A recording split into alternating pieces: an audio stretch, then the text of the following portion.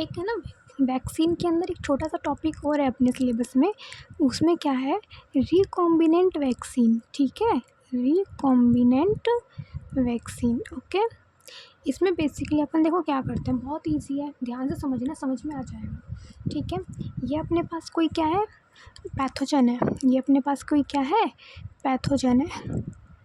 ठीक है, अपन क्या करते हैं, इस पैथोजन का अपन, ये अपने पास है पैथोजन की कोई सेल है, इसमें ये क्या है, डीएनए है। ठीक है, तो इस पैथोजन का अपन वो वाला डीएनए ले लेते हैं, इस पैथोजन का अपन वो वाला डीएनए ले लेते हैं जो बीमारी कर रहा था, जिस पर एंटीजन है। एंटीजन तो हम जानते ही हैं। ठीक है, तो अपन क्या करते हैं, पैथोजन का वो वाला डीएनए लेते हैं जो, या फिर अपन कह सकते हैं जिस पर एंटीजन है, जिस पर क्या है, एंटीजन है, या फिर जो क्या कर रहा है, बीमारी कर रहा है। ठीक है, अपन उस वाले डीएनए को ले लेते हैं। ठीक है, ठीक है, यहाँ तो अपन, इनमें अपन जो अपने ऊपर वाली अपन ने वैक्सीन्स पढ़ी थी, इनमें तो अपन डायरेक्टली पैथोजन को बॉडी के अंदर ट्रांसफ़र कर रहे थे, डायरेक्टली अपन पैथोजन को ट्रांसफ़र कर रहे थे। ठीक है, लेकिन इसमें क्या है, अपन पैथोजन को ट्रांसफ़र ना करके अपन सिर्फ उसके डीएनए को बॉडी में डालेंगे। ठीक है, फिर अपन इस डीएनए को किसी दूसरे डीएनए के साथ जोड़कर जो हमारी बॉडी में जा सकता है, जैसे कि एक डीएनए होता है प्लाज्मिड। ठीक है, प्लाज्मिड एक तरह का डीएनए होता है, तो इस वाले डीएनए के साथ इस वाले डीएनए को जोड़ करके हमारी बॉडी में ट्रांसफ़र किया जाता है। ठीक है, आया समझ में? अब देखना ये कैसा होता है। देखो, सबसे पहले है ये अपने पास है पैथोजन है। ठीक है, इसमें अपना फर्स्ट स्टेप क्या होता है कि डीएनए का आइडेंटिफिकेशन करना। डीएनए का क्या करना, आइडेंटिफिकेशन करना। तो हमने आइडेंटिफिकेशन करके इसको अपन ने, और एक आइडेंटिफिकेशन एंड सेपरेशन। ठीक है, अपन ने पहचाना कि भाई कौन सा डीएनए है जिस पर अपने पास, डीएनए का कौन सा ऐसा पार्ट है जिस पर अपने पास एंटीजन है या फिर जो बीमारी कर रहा है, ये अपने पास क्या है, पैथोजन है। ठीक है, तो पैथोजन का अपन ने वो वाला डीएनए, पैथोजन का अपन ने वो वाला डीएनए पहचाना है जिसमें अपने पास एंटीजन है और जो अपने पास क्या कर रहा है, बीमारी कर रहा है। तो फर्स्ट स्टेप समझ में आया, डीएनए का आइडेंटिफिकेशन और सेपरेशन। उस वाले डीएनए को निकाल लेंगे जो अपने पास क्या कर रहा है, बीमारी कर रहा है। ठीक है, सेकेंड स्टेप में अब देखो क्या होता है कि इस वाले डीएनए को, ये अपने पास जो डीएनए है ना, ये वाला डीएनए, इस वाले डीएनए को प्लाज्मिड के साथ जोड़ा जाता है। ये क्या है, plasmid. What is this, this is plasmid. Plasmid भी एक तरह का क्या होता है, डीएनए होता है। ठीक है, अब इस डीएनए को इस प्लाज्मिड के साथ क्या करा जाता है, अटैच किया जाता है। ये अपना क्या है, सेकंड स्टेप। ठीक है, अटैच करने के बाद में ये अपने पास कुछ ऐसा बन जाता है। कैसा, ये देखना, इतना हिस्सा है प्लाज्मिड का। ठीक है, और ये वाला अपने पास अपना जो डीएनए है वो है। ठीक है, ये बन गया अपने पास, ये सेकंड स्टेप हुआ। थर्ड स्टेप में क्या करते हैं, अब इस प्लाज्मिड को बॉडी के अंदर ट्रांसफ़र कर देते हैं। ये अपने पास क्या है, बॉडी है। ठीक है, ये अपने पास क्या है, बॉडी। बॉडी में इसको क्या कर देते हैं, ट्रांसफ़र कर देते हैं। ये है अपना थर्ड स्टेप। ठीक है, फोर्थ स्टेप में क्या करेंगे, ठीक है, और एक बेसिक बात आप लोगों को पता ही होगी कि डीएनए से बनता है आरएनए, आरएनए से बनता है प्रोटीन। ठीक है, और जो भी गड़बड़ होती है वो उस प्रोटीन की वजह से होता है। अगर हमारी बॉडी में गलत प्रोटीन बन जाए तो हम बीमार हो सकते हैं। ठीक है, तो डीएनए से आरएनए को बनना बोलते हैं ट्रांसक्रिप्शन। क्या बोलते हैं, ट्रांसक्रिप्शन। आरएनए से प्रोटीन का बनना होता है ट्रांसलेशन। ठीक है, तो ट्रांसक्रिप्शन से डीएनए से आरएनए बनता है और ट्रांसलेशन से आरएनए से प्रोटीन बनता है। ठीक है, अपन ने क्या करा, हमने पैथोजन का वो वाला डीएनए पहचाना जिस पे एंटीजन था या फिर जो बीमारी कर रहा था। तो पैथोजन का हमने वो वाला डीएनए पहले तो अपन ने पहचाना था जो बीमारी कर रहा था, फिर उसको अपन ने सेपरेट कर लिया। फर्स्ट स्टेप खत्म हो गया। सेकंड स्टेप में हमने इसको प्लाज्मिड के डीएनए से जोड़ दिया और अपने पास ये बन गया। इसको अपन आरडीएनए भी बोल सकते हैं।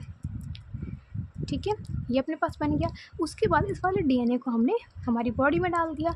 अब बॉडी में अपन क्या करते हैं, फोर्थ स्टेप के अंदर इसमें अपन ट्रांसलेशन और ट्रांसक्रिप्शन देखते हैं। ठीक है, translation and transcription. Basically translation और ट्रांसक्रिप्शन है क्या, प्रोटीन का बनना और आरएनए का बनना है। ठीक है, इनको अपन देखते हैं। और फिफ्थ स्टेप में अपन क्या करते हैं, इसके खिलाफ क्या बन जाती है, एंटीबॉडी। एंटीबॉडी बन जाती है। ठीक है, तो बस यही होता है छोटा सा। इसका अपन पहले ऐसे डायग्राम के थ्रू समझा देंगे, उसके बाद इन्हीं बातों को लिख देंगे जो हमने इसमें समझी थी।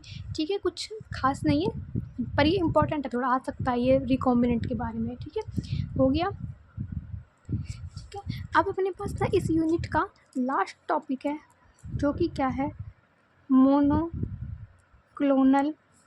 एंटीबॉडी। ठीक है, लास्ट टॉपिक है मोनोक्लोनल एंटीबॉडी।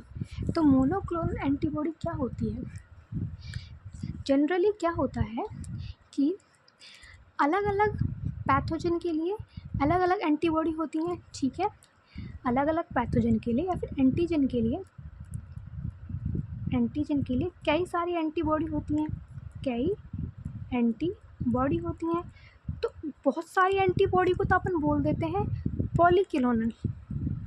Polyclonal antibody. ठीक है, तो कई एंटीजन के लिए कई सारी एंटीबॉडी होती हैं जिनको अपन ये बोल देते हैं। लेकिन मोनोक्लोनल क्या होता है कि किसी स्पेशल एंटीजन के लिए ओनली एक एंटीबॉडी, किसी स्पेशल एंटीजन के लिए ओनली एक एंटीबॉडी को लैब में तैयार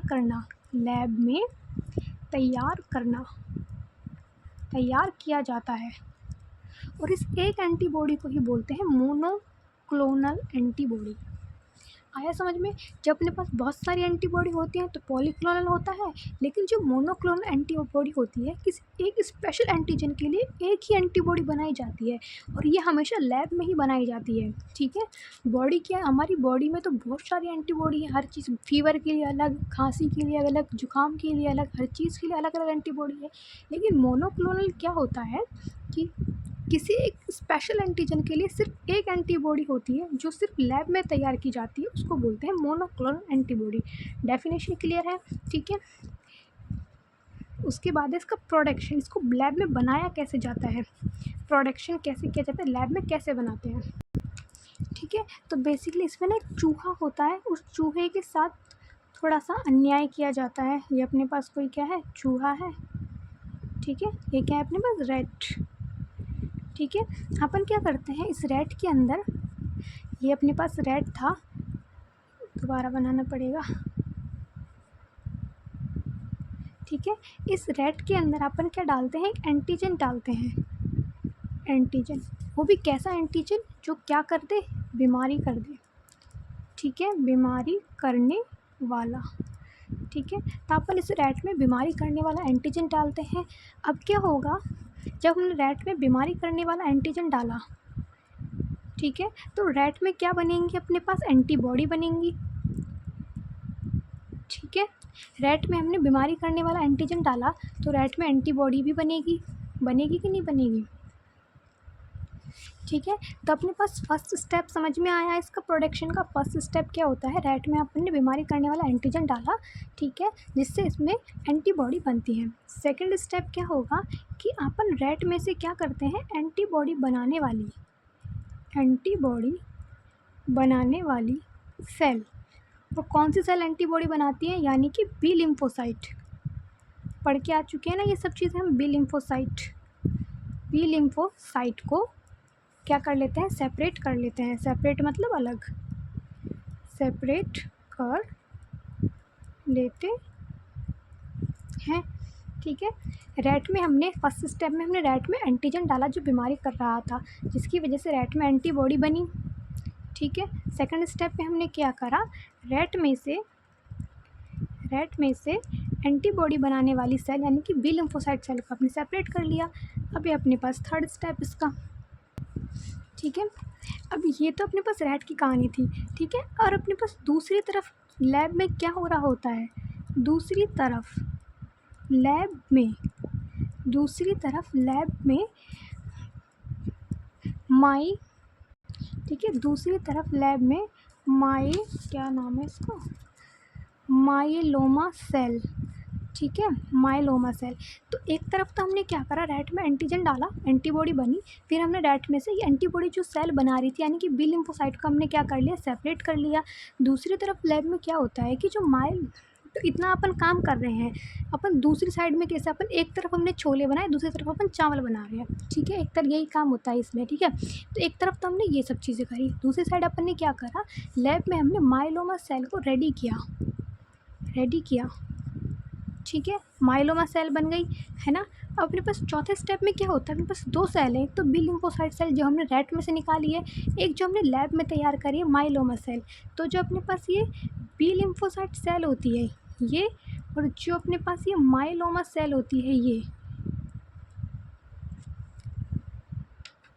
ठीक है, समझ में आया। देखो हमने क्या करा, चूहे में एंटीजन डाला जो बीमारी पैदा कर रहा था, बीमारी करने वाला एंटीजन डाला जिसकी वजह से चूहे में क्या बनी, एंटीबॉडी बनी, ठीक है। अब अपन ने क्या करा, जो सेल एंटीबॉडी बना रही थी उसको अपन ने सेपरेट कर लिया, और कौन सी सेल एंटीबॉडी बना रही थी, ये बी लिम्फोसाइट सेल, ठीक है।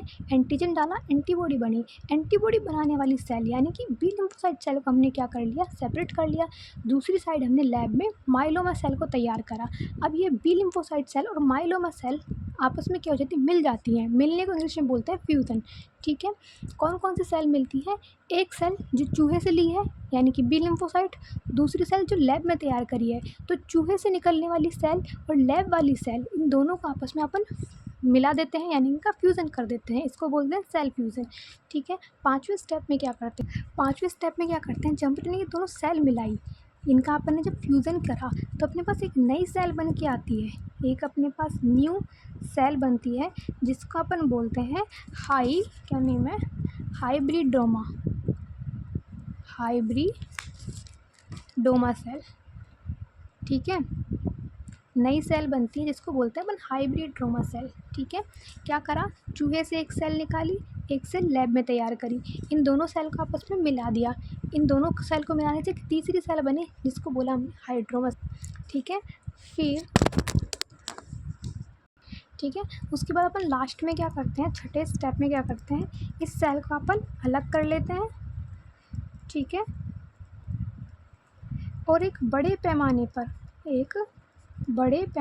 पर इसके क्लोन बनाते हैं, और उन क्लोन को ही क्या कहते हैं, मोनोक्लोन बन गया, ठीक है। अब देखना पेपर में कैसे करना है, अपन को ऐसे भी बना के आना है, ऐसे अपने ऐसे तीर के निशान लगा के ऐसे डायग्राम थ्रू भी समझाना है, साथ में अपन इसको ना हेडिंग डाल के भी समझाएंगे। मतलब फर्स्ट हेडिंग डालेंगे कि चूहे में एंटीजन को इंजेक्ट करवाना, सबसे फर्स्ट हेडिंग डालेंगे रैट में एंटीजन को डालना। सेकंड स्टेप में क्या डालेंगे, लिखेंगे कि बी लिम्फोसाइट को सेपरेट करना।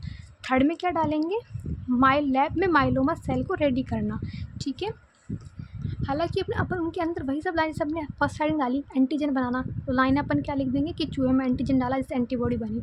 सेकंड अपने हेडिंग डालते हैं बी लिम्फोसाइट को सेपरेट करना, तो उसमें अपन अंदर वही सब चीज़ें लिख देंगे कि बी लिम्फोसाइट को अपने सेपरेट किया, ठीक है। थर्ड अपन हेडिंग डालेंगे माइलोमा सेल को रेडी करना, ठीक है। फोर्थ हम हेडिंग डालेंगे सेल फ्यूज़न, फोर्थ हेडिंग क्या डालेंगे अपन, सेल फ्यूज़न। उसमें अपन क्या लेंगे कि चूहे से निकलने वाली बी लिम्फोसाइट सेल और लैब में तैयार करने वाली माइलोमा सेल को मिलाना ही फ्यूज़न होता है, ठीक है। थर्ड अपन पांचवी हेडिंग डालेंगे अपन हाइब्रिडोमा का बनना, ठीक है। ऐसे ऐसे इसको कर लेंगे। तो अपने पास ना ये यूनिट ख़त्म हो चुकी है, लास्ट जो इसका टॉपिक था जो कि हो चुका है, ठीक है। कहीं पे कुछ नहीं समझ में आया हो तो बताना, ओके।